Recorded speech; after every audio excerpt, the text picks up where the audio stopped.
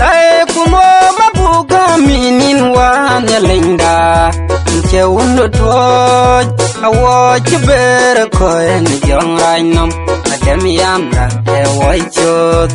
waya do ku banyan lit ko ya gam tin no chiber ya le kere jong matera chenan kam gawok wajarot bergamiye luchang jawok yin ke war dam tamyal wajarot gayi na wan ya le yin ge pi de we man kwa chen jong berguma ke madol waya do ku banyan lik ko ya gam ke no wajaber ya le kere jong matera chenan kam gawok wajarot bergamiye luchang jawok yin ke war dam tamyal wa banyidi ne ko ntyo no wak ber walie bawa ko me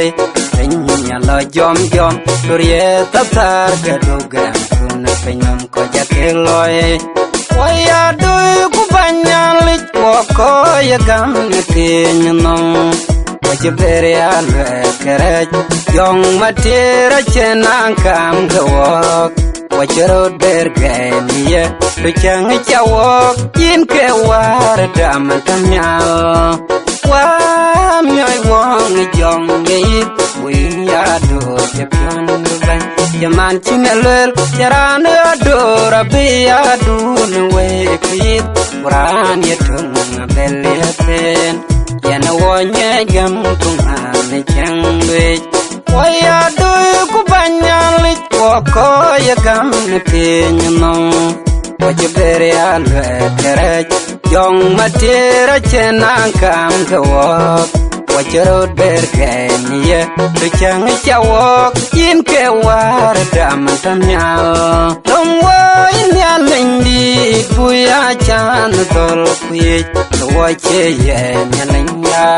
kuin ya dor go wachna tolong waya do ku banyan lik ko ya gam pin no wajaber ya le kere